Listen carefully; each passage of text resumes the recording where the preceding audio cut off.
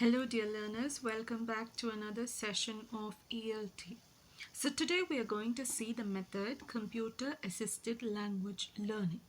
We are living in an era where technology is the key word or the buzzword.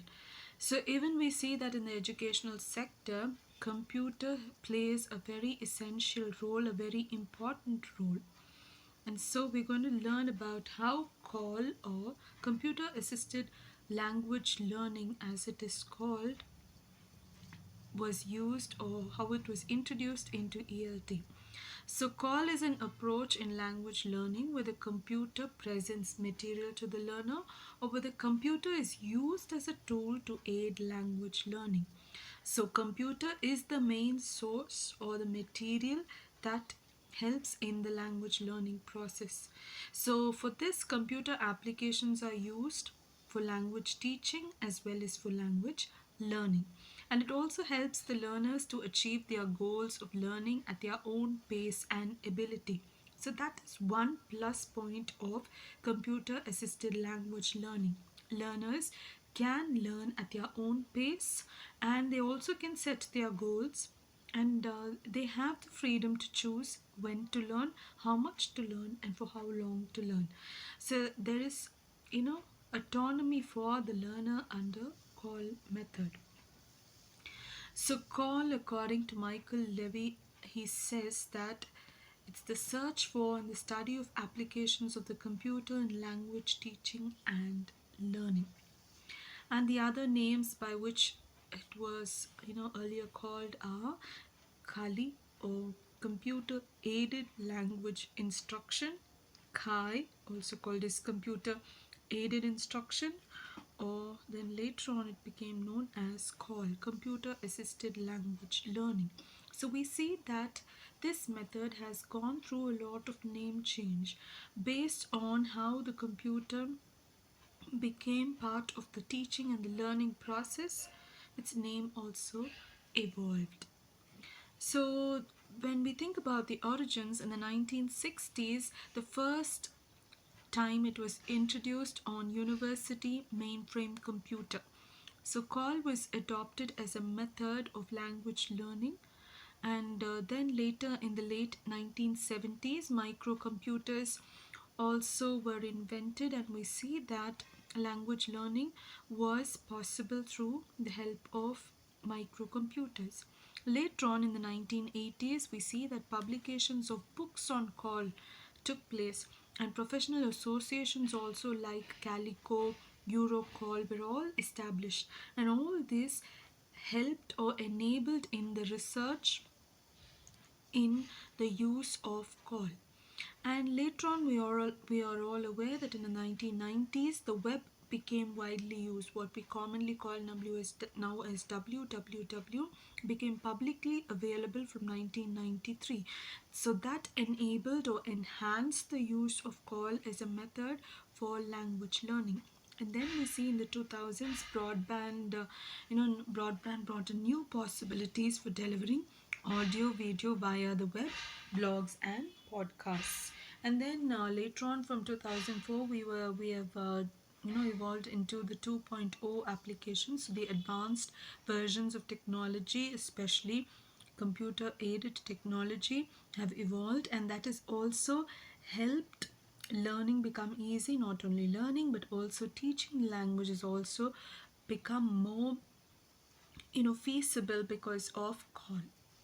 And based on the history, there are three phases of CALL. First is the structural or behaviorist CALL, second is the communicative CALL, and third is the integrative CALL. So we'll be seeing about each of these phases in the following slides. So structural or behaviorist CALL, it's the first phase of CALL. It was implemented in the 1960s and 70s, and for this, programs that were developed were based on drills and practice. So all the programs that were developed under this phase were repetitive language drills. So they were all drills that focused on how the language could be learnt using repetitive drills, and it was based on the computer being a tutor. So the tutor over here was not a teacher, but the computer itself. And the Plateau system, developed by the University of Illinois in 1960, it included vocabulary drills, short grammar explanations, translation exercises. So this method was, very good because the learner could try and learn by themselves with the help of drills. And after about 20 years, behaviorists call to a new phase called as communicative call. And following the change in teaching approaches, the next method also evolved. So we have the communicative call. So this was in the 1970s, the second phase. And under this, we see communicative activities were given more importance. So computer's role was that of a tutor, a tool, and a stimulus. So as a tutor, what happened was the first model enabled skill practice in non-drill format. So instead of non-drill, skill practice was done. Then computer as a tool, so it included word processors, concordances, spelling and grammar checkers. All this empowered the learner to use the language. Following that, computer as a stimulus, so computer actually directed learning, discussion, critical thinking, or writing. And the programs also were designed specifically for that purpose. So this was the communicative call. Following communicative call is the integrative call. That's current phase under which we are. The third phase, also called as integrative call, it included two important developments. One is multimedia, the next is the internet. So with the evolution of the multimedia and the internet, we see that integrative call could be implemented widely. And we also see that it created a conducive environment that anyone anywhere could learn the language. And it made it very feasible for the learner and the instructor. So how can computer assisted learning help students? So the different ways are visual learning. So visual learning could take place. So if, for example, I need to explain vehicles, I could give visual clips of the different vehicles and describe the vehicle names. Next, listening practice could be done. So audio recordings of native speakers of the language could be given to the learner and they could practice.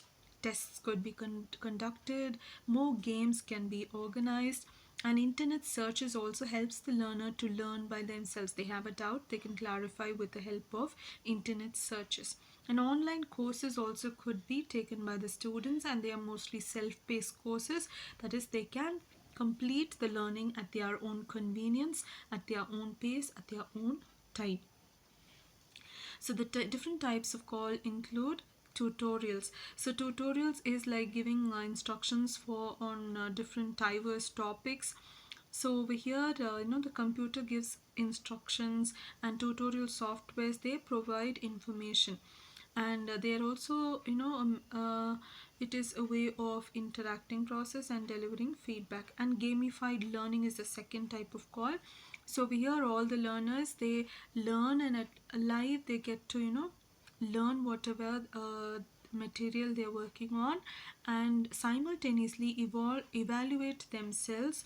And this evaluation takes place along with their comrades, so they are able to place themselves among the learners. So which level are they and how good they are or proficient they are in their learning.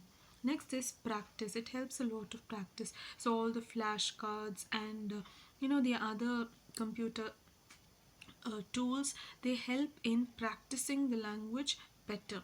And this is through digital tools. And then demonstrations, and demonstrations could be done through like visual and auditory demonstrations could be learned. So the student or the learner immerses themselves in the experience, and they are able to learn better. And also the teachers are also able to give their material in a very demonstrative way. So these are some of the types of call. And the benefits of call include, it helps in enriching the English language skills, because all skills could be taught. Then it connects a learning place to the outside world. So it connects the learner not only to people who are close to him, but also globally. So the reach is wide, and it helps relating academics to practice. So whatever theory you learn, you are able to practice, and almost the computer is like a surrogate teacher. And we also see that it aids in collaborative and cooperative learning. And we also see it also helps, you could do repeated drills and gives feedback. And then we also see that based on the learner's capability, they can choose their learning strategy. So we see that this method had a lot of benefits. So the advantages: it caters to individual need. The learner is able to keep a tab on on their progress, and it also helps to break down complex topics into simpler pieces. It's interesting, it's engaging. And we also see that the learner is more active and they're able to use the target language. However, there are some disadvantages. So the disadvantages include that using computer assisted language learning, it does cost a lot. And then another, the teacher needs to implement, there are some difficulties. And we also see that all the activities, the design by the teacher, it cannot fit all the learners. So that also is there. But sometimes we also see that the learners are isolated because they do not have comrades who sit along with them and who interact face to face with them. So at times there is isolation. So all in all, call has its benefits and its drawbacks. One simulation would be the quizzes, which is an example of how gamification is used online, and how it could be implemented in classrooms, and how language learning can be made more fun in classrooms. So overall, call is a method that is very are modern age oriented, and it is technology driven. It has its pluses and its minuses, but still, as we are in the age of internet, I think call is the most appropriate ELT method that is in practice of late. So thank you, learners, for joining today's session, and happy learning. Thank you.